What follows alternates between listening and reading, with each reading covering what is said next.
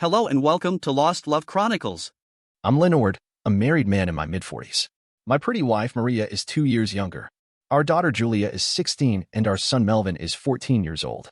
When this story begins, we still are a typical middle-class Scandinavian suburban family with fair jobs and fair house, without any real problems for the time being when the shit hit the fan. It was a chilly Thursday in November. I had got the flu and decided to remain in bed for the day. But my wife, Maria, who began her work a half hour later than I, was okay and went to the bathroom for a shower. What surprised me was that she took her clothes with her for dressing in the bathroom. My surprise increased when I heard her lock the door. Now I was curious and went to the kitchen drawer for the safety tool for opening the door from the outside when children lock the door from inside and couldn't open it. I waited a couple of minutes after hearing that she had turned off the shower before opening the door. The sight in the bathroom was marvelous. Maria dressed in obviously new very sexy laced black underwear and stay-up stockings I never seen before. Why, I asked her, why that new secret sexy outfit? Why hiding in here when dressing? Have you got a boyfriend? She froze for a split second in her movement and got a worried expression in her face before the reply. Don't be silly. You ought to know that after the job today, Lena and I are going to the mall for our monthly shopping, and it may take a couple of hours. I was feeling like a shit of the flu. Why, I gave her harsh reply. That secret sexy outfit for buying clothes? Doesn't it fit better on a woman who is trading something without clothes? Now she got furious and shouted, Do you accuse me to be a 304? I didn't accuse you for anything. Only said that today you for some still unknown reason are dressed just as a 304. She continued shouting, How in the hell do you know how 304s are dressed? Ronnie Skoog bragged about his experiences at the pub. The door slammed hard when she left the house, and I understood that my marriage was rather down than up. Ronnie Skoog was her ex-boyfriend, and as long as he did very well as union boss, Maria, sometimes in angry temper, had shouted that she regretted dumping him for me after he cheated her. But after Ronnie had been fired and divorced for using his union credit card at several expensive Continental 304 houses during his trips to international union meetings, any comments about Ronnie was any longer appreciated by her. However, I had seen the strange expression on her face when she froze for a split second and knew for sure that my question had hit her hard. I decided to find out some further information and began my investigation at our home office, where Maria paid and kept all our bills in good order in ring binders. It took me some time to find out several clues what said that something was wrong. Nothing unexpected in our shared Visa account. While investigating the bills from her private account, there were some strange details. Though Maria and Lena usually went shopping for clothes once a month, always at a Thursday around the middle of a month, none of her purchases was made those Thursdays. They were always done a day or several days before that shopping Thursday. Shit hit the fan when I found she had bought gas at the Q8 gas station about 25 kilometers from our town during one of her shopping days. Why in the hell could shopping in the mall bring her there far away from town? There was not even a small grocery shop or the cafe for truck drivers at the gas station. The only remaining possibility was that she had visited one of the small cabins the gas station rented out to tourists, salesmen, and cheaters because of a much lower price than for a hotel room in town. I was convinced about Maria's cheating once a month during the pretended shopping, but had no real evidence. A gas bill wasn't evidence enough for a divorce, at least not for the time being. In my opinion, it would be better wait to after Christmas and New Year holidays and use the remaining time to find out with whom she did it. However, I could even give her some fun during this shopping today. The alcohol store at the mall closed at 6 o'clock, and I rang Maria's cell phone 20 minutes past 5. She took the call after several rings and asked with a worried voice, Something wrong? Yes, it is. You were at the mall, aren't you? Of course I'm. Why do you ask me that? Because I need a favor from the mall. What shop are you at now? She sounded a bit less worried when she replied, H&M. Why do you ask? Because I need a bottle of brandy for my flu. The alcohol store is very close to H&M. Could you please go in there and buy a bottle for me before they are closing at 6? I hung up the phone. That request caused a real problem for Maria. If she was at a Q8 cabin having sex with her lover boy, she could maybe be able to fix the brandy by making a quick drive to the nearest alcohol shop and lose more than 1 hour of her prime time with the lover, or she could skip the brandy and take the expected quarrel with me. She took the quarrel. Obviously, she preferred remaining together with her lover, wherever they were and whatever they were doing, instead of rushing away for buying my brandy.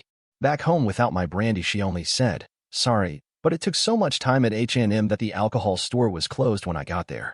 Bullshit. What did you buy at H&M that took all that time? May I see the receipt? Now she knew that she was trapped with a lie and replied, shouting, I paid my clothes with my own money. Why in the hell should I show you any receipt if I had any left? Because the receipt shows the time when you bought your damn clothes, and you know very well that you need the receipt for getting faulty items replaced. You damn lying bitch simply didn't want to do me that small favor after my argument this morning. She saw my last statement as a chance to get out of the problem. That was why she said, Stupid of you to expect any favors from me after accusing me to be a 304 when I dressed at the morning. I gave her a bright smile and asked, did the lover agree that you were sexy as hell in that new black laced outfit? If you really were whoring with some damn gigolo, please don't ever forget that in this marriage cheating is equal to divorce. That comment resulted in the worst cursing in my life. I can't deny that I was impressed of what a good actress Maria really was when she pretended to be offended. Even her ability of swearing made a deep impression on me. A rather chilly atmosphere existed in our house that evening. Though it was obvious that Maria did something behind my back, it still remained for me to find out what she did, where she did it, and with whom she did it. The most important source of information could be her cell phone. We had identical phones and used to charge them in the kitchen. I went up during the night and I found her phone in the charger and switched phones. The next morning, Maria hurried away to her job without any arguing, and I remained in bed. As soon as she was away, I began to investigate her phone. Only one short text message, a picture coming soon. Waiting for your comments. It was from a sender whose number I didn't recognize. The phone book contained only her best friends. My search online about the phone number didn't give me anything. Obviously, it was a prepaid phone. However, then I got my lucky surprise when there came a ping from the phone. It was a picture, obviously taken yesterday, showing Maria in her black sexy underwear and from the same sender as the previous message. The enclosed text said only 4 words, "Darling, you are great." Though there was no sender name enclosed, now I knew it for sure. It was the high artistic and technical quality of the picture that solved my question. I knew only one guy who was able to take pictures of such professional quality. That creep could only be Oliver Erickson, the husband to Rebecca Erickson, one of Maria's very best childhood friends.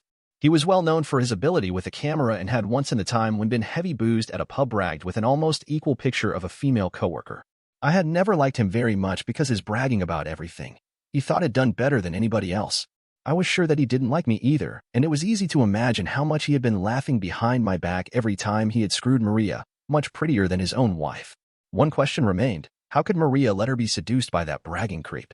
There was only 1.5 months left to Christmas and New Year, and that was why I decided to remain married over the holidays and keeps a low profile until then.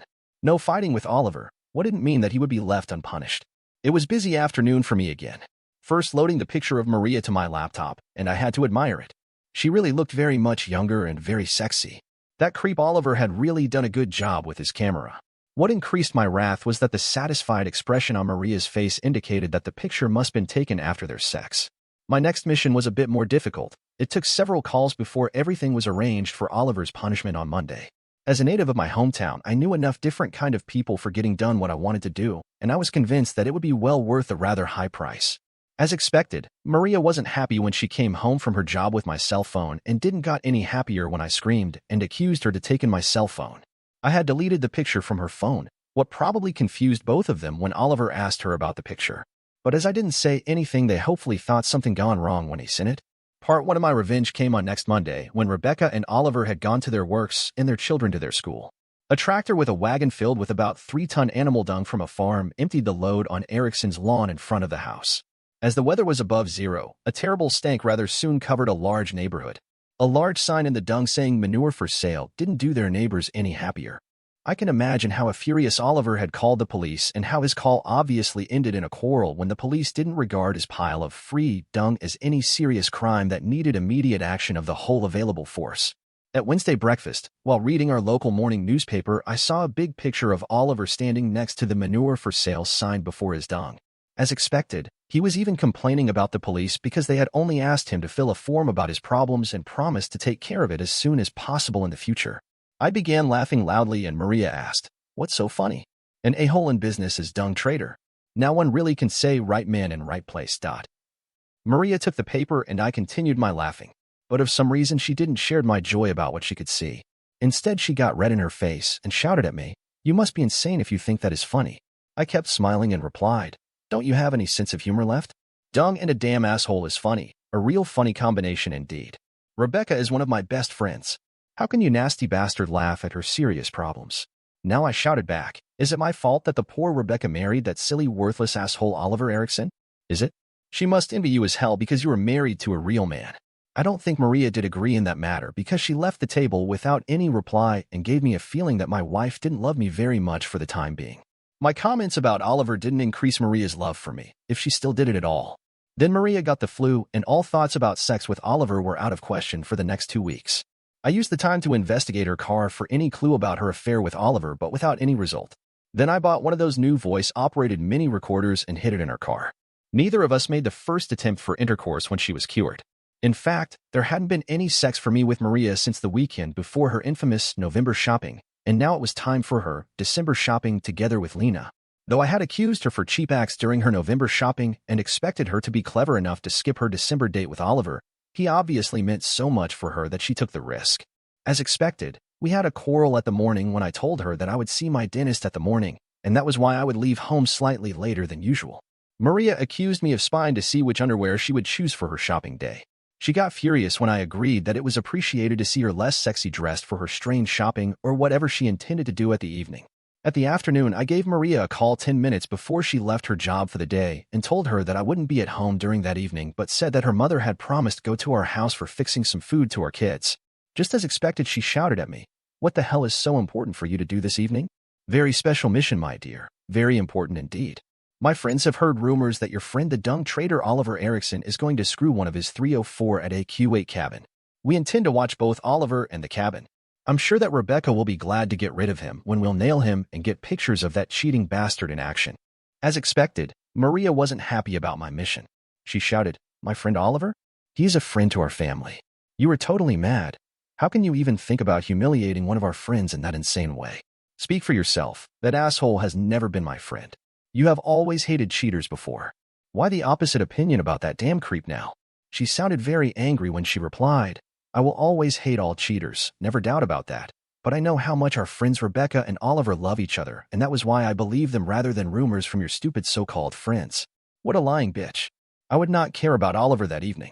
I was still alone in my vendetta, but Maria must have been scared of my call and canceled her date with Oliver for that evening and hopefully for the whole month of December. However, it was interesting to see what she would do now when Oliver had to be out of question for that evening. The thought of Oliver under observation caused Maria to lose all her interest for the important monthly shopping together with Lena because I tailed her car straight home from her job. I parked my car on the street at some way from my house, went to Maria's car on the driveway and opened it with the spare key attached to my own car key, and took out the small recorder. I went to a parking lot and listened to the recorder. The first recording sounded to be Maria giving a ride home for one of her fellow workers, and it contained nothing of interest, but next recording was much more interesting for me. She had called Oliver, obviously as soon as she got in her car a few minutes after my call to her. Maria sounded very worried. "Hi, darling. We must cancel our date today because some of Leonard's friends knows about you renting the Q8 cabin, and they are curious about whom you are dating there. They will be watching both you and the cabin at this very moment. Yes, even Leonard is involved in the watching. He rang me and told me that he would be home late. Yes, Leonard accused me of cheating on him during our last date, but he will never think it is with you. No way you will ever suspect you having an affair with me. Probably some other woman at your job will fit in much better. No, Oliver. No, Oliver. No, we can't do that. No way now." Refusing to fix Nick's damn brandy was a damn big mistake that got him to know I was lying about the shopping. Now he is suspecting me and searching for evidence. I can't afford to do anything suspicious again. I was a damn idiot when I agreed to see you today. I'm going home straight now. No way, Oliver, no chance we can't do that. Not before January. I'll see you at our New Year party. No. Don't even think about anything at my home. No. Yes, Oliver, I love you too. After Oliver, she had rang Lena. "Hi, Lena. I have to skip my date with Oliver today. Some of Leonard's friends have heard rumors about Oliver and will be watching him during the evening. Yes, even he is involved. He rang me and told me he would be late. No, we'll wait to January, maybe longer. Talk to you later. Bye." What a shameless bitch. That was all I needed to know. Until now, I had suspected Oliver and even punished him without having any real evidence. But now I knew for sure and had all evidence I would ever need. My next step would be to find out a final solution. Back home 1 hour later, I asked Maria, "You already at home? Sounds strange that Lena and you did such quick shopping at the mall just before Christmas?" She replied, "It would be better that you and I are going together at Saturday looking for Christmas gifts. You were back early from your moral mission. That cheating asshole Oliver seems to have canceled his date. Somebody must have warned him. Did you do that to save poor Rebecca from a scandal?" She got ashen gray before shouting, "Don't ever think about me involved in your dirty tricks." A new closer look at the bills in Maria's ring binders showed that her wrong day shopping had happened since November last year, with July as the only exception because of our summer vacation. Maria had cheated me at least 12 times, and now it was obvious that their November date had been 1-year anniversary for them. That explained Maria's extra sexy dressing for him that day. As far as I found out, she had not been wearing anything extra sexy for her canceled December date. One canceled date didn't count in her favor. Cheating 12 times was 12 times more than a sane husband could ever accept. All my love for Maria was gone with the wind. The next morning, I decided to give that backup Lena a lesson. Why I sent a postcard with a picture of the best hotel in town to her husband at his job with the text, "Your wife is cheating you in this building, though it was lie." Such message must cause some problems in their marriage.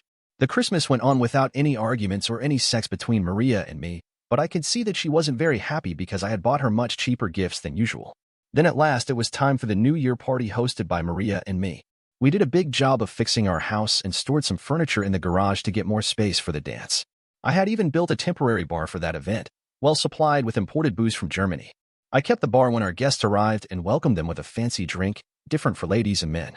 Rebecca and Oliver came and got their drinks just as all others, but with a slight difference for Oliver, whose drink contained something extra that had caused me much problem to obtain. To my great pleasure, everything fit with my plans. Just as expected, Oliver had taken a few drinks before coming to the party and didn't say no thanks to anything during the meal, and the combination of the spiked drink and all other booze got him to feel a little tired. It was Maria who suggested he should take a short rest in our spare bedroom, and even Rebecca thought it was a good idea. Rebecca and I assisted him in there and laid him on the bed. As soon as I got a chance to sneak into the spare bedroom, I found Oliver sleeping on the bed. Though not liking beer very much, I had drank several of them and filled my bladder to its limits.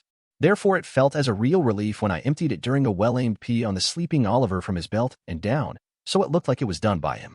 Nobody had seen me either going into the spare room or coming out from there. After a while, I asked Rebecca how Oliver was feeling, and when she said that she hadn't been checking on him, we went together into the spare room. The pee stink hit us immediately after opening the door, and Rebecca began screaming in despair. I rushed back to the guests and shouted loudly to Maria that damn Oliver have pissed in his pants and on the bed. All our guests heard me, and many of them went looking to see what Oliver had done. One thing was sure, that scandal would follow Oliver for a long time in the future. At first, Maria demanded I take care of Oliver and assist him to his home, but my simple reply, "Never in the hell will I touch that creep," calmed her down. One of my quests was sober and had mercy with him and drove Oliver, now dressed in an old blanket and assisted by Rebecca and Maria, to his house. We others continued our party and had got a new laughingstock to have fun of, and there was a lot of laughter because Oliver wasn't very popular among us men.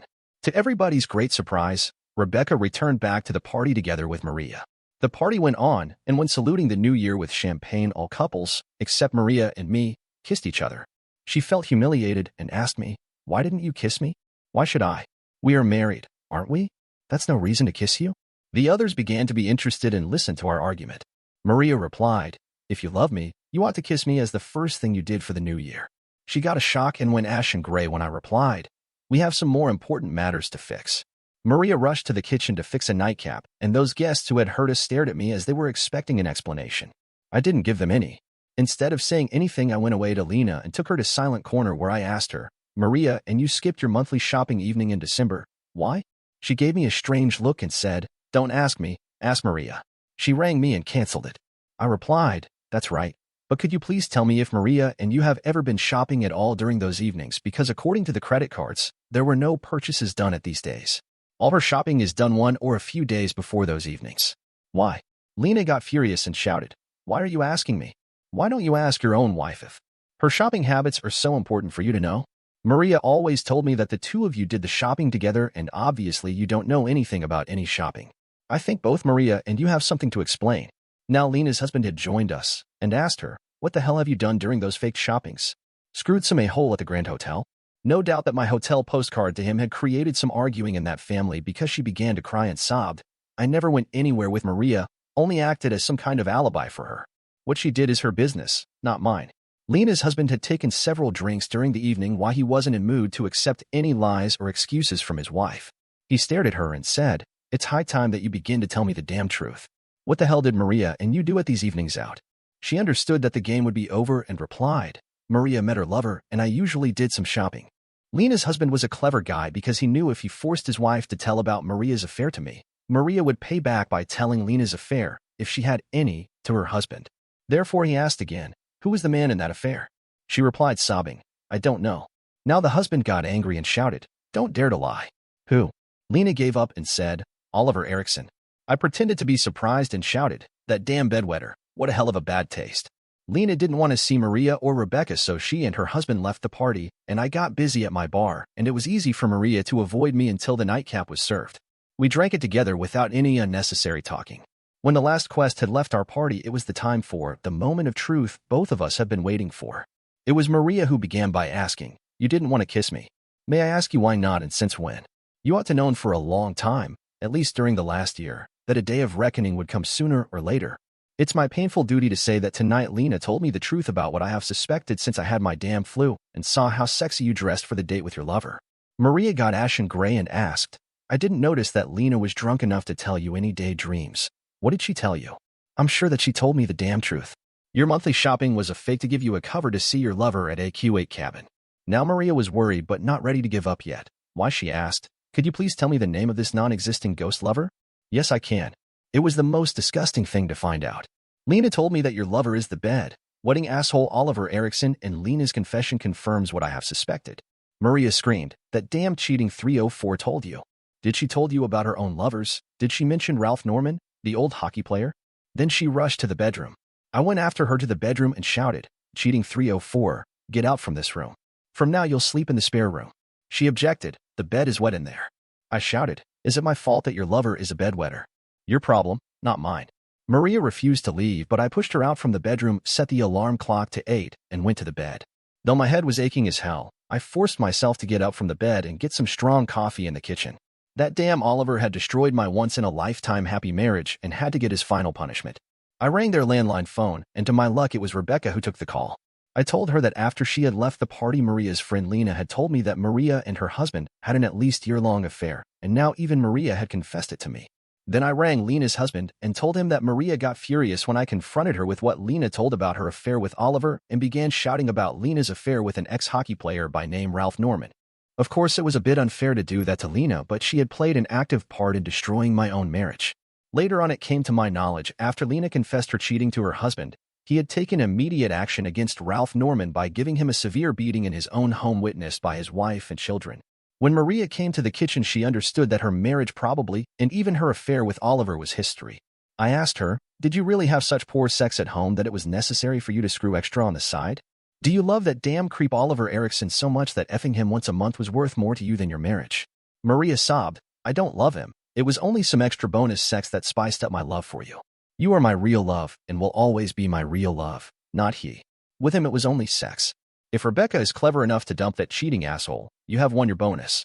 I'm sorry for my silly mistake and beg you to forgive me. I have never stopped loving you. You are my great love. He was only some kind of excitement, not any real love. Please forgive me and let us go on with our family and children, please." I was curious and asked, "How long has this so-called bonus screwing gone on?" "I met him only 3 times, and we had no sex during our first date. Why, we had only 2 sex dates because you canceled our December date."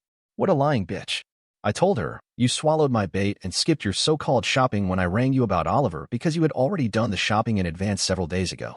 You could probably saved our marriage if you even had skipped your November date when your new sexy lingerie got me suspecting the worst. Asking you for a brandy was a simple trap. I had presumed that you and asshole celebrated some kind of anniversary which was more important for you than saving our marriage. I have checked your credit card bills about all Lena's and your monthly shopping during a whole year. The only purchase during those monthly shopping evenings is gas at the Q8 gas station out of the town. That means that your 2 screwing times is a damn lie, isn't it?" I continued, "I'm 100% sure that you screwed him at least 12 times from November to November. Already one cheating is one too much. Why, I don't care about the exact number, but it would be interesting to know when, how, and why your cheating began." Maria remained silent and began crying before she ran to the spare bedroom. She had confessed her cheating without any need for me to tell her about the recording of her phone calls or the pictures Oliver sent her. Better for me, she thought, that I should get my main information from Lena at our party. Both Rebecca and Lena rang Maria during the New Year day, and it wasn't difficult to guess that those phone calls ended the long-time friendship between Maria and 2 of her very best friends. Though it was I who made my cuckolding by a bedwetting asshole known for public, it gave me only one choice: avoid to be a laughingstock, and I didn't hesitate a second for filing for divorce at the first working day the court was open at the New Year. Maria never told me the real reason for her cheating or how and when it began. The year after Maria's and my New Year party was a real crap year for me. Though Maria made several attempts to save our marriage, our divorce was final in July. She refused to answer all my questions about her affair with Oliver, and most of it will remain as an unsolved mystery for me. To everybody's surprise, Maria and Oliver's cheating resulted in some kind of divorce epidemic because their affair caused 4 divorces: Maria and me, Rebecca and Oliver, Lena and her husband, and Ralph Norman and his trophy wife. Rebecca somehow got Oliver out from their house, didn't waste much time before she began dating her boss and married him in August. Rumors said that Oliver suspected that something had happened already a long time before they filed for divorce and claimed that as a reason for his affair with Maria, but he never found any evidence about that. When Maria found out that it was out of question to cancel our divorce, she accepted that. I, with some assistance from relatives and friends, bought her out from our house. She bought an apartment with her money and Oliver, and she moved in together, but it didn't last much more than a month before the lovebirds split up. Oliver left her after a big quarrel, and the bedwetter reputation even caused him to leave the town. Maria and I have shared custody for our children, who still lives in my house but spent some time at her place. They are still saying that Mom is not dating any man. But why should I care?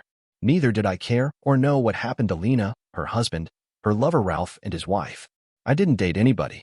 Not until Christmas. To my great relief, I found out there were enough single women who didn't say no thanks to a night with a guy like me. The few times my need for sex brought me to single bars. The truth is that I missed Maria as hell, but I'm too humiliated about her cheating to be able to take her back.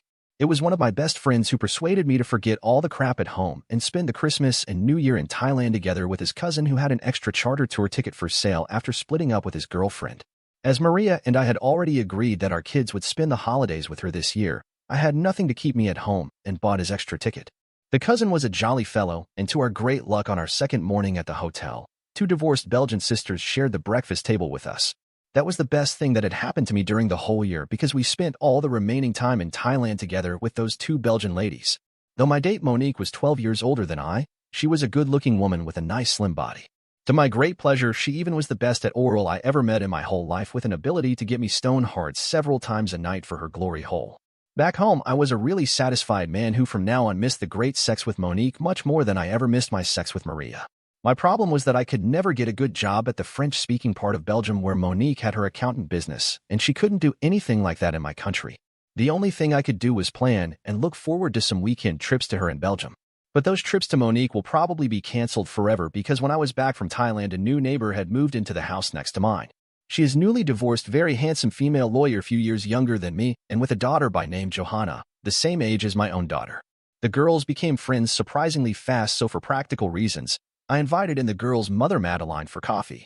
She was an easygoing, pretty woman, and I offered to help her with all kind of practical chores in her house that resulted in pleasant coffee breaks after each job.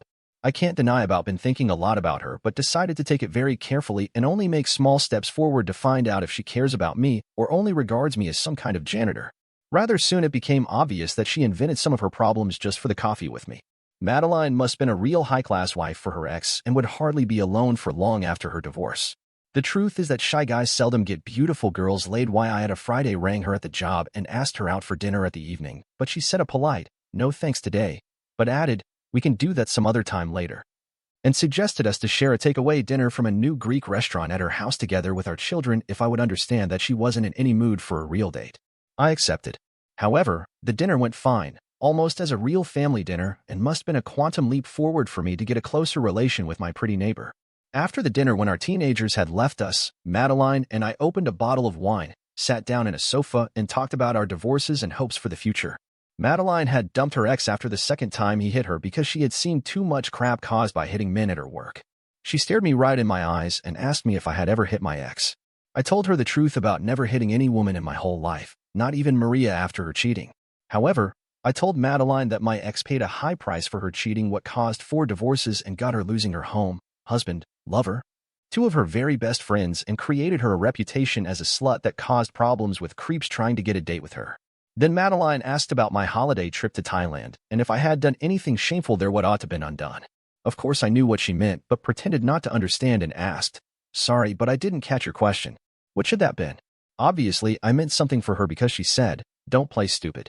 I want to know the truth about a man who asked me for a dinner date, why it is important for me to know if you paid for sex with prostitutes during that Thailand trip." No, I didn't. But I don't deny my dating with a divorced Belgian lady there. She had dumped her ex for cheating and she was single. Please remember that happened when I was single without dating anybody here at home. Madeline asked again, "Do you have any plans to see that Belgian lady again?" I told her the truth. Yes, we talked about that, but only if both of us are still out of any relation. She gave me a bright smile and asked, "Are you dating somebody?"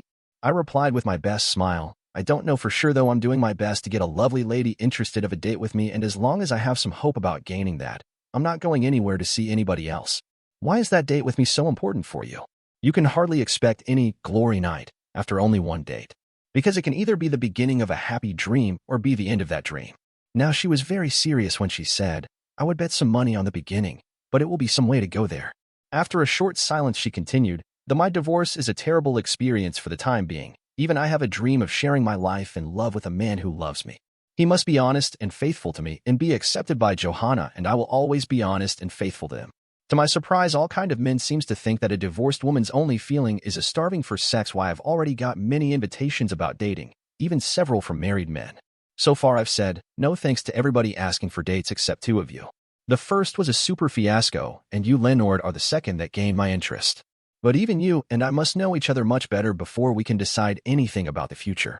However, I can't deny that one of your great advantages is that Johanna likes you, and I like Julia and Melvin very much. Shall we agree to be honest and faithful to each other at this level for the beginning and do our best so the five of us will find our ways to know each other better before making any promises about sharing more of the future? I agreed without any objections. Missing a great sex weekend in Belgium was a cheap price to pay for a fair chance to get a serious relation with Madeline, even if sex with her had to wait for a while until she knew me better, and sex with her could hardly be expected to be as great as with Monique. I knew several other people who had succeeded to make one happy family from remains of two split-up families. Why, even Madeline and me ought to fix it if both of us really wanted to do that. Dear listeners, please share your thoughts in the comments section below, and don't forget to like, share, and subscribe.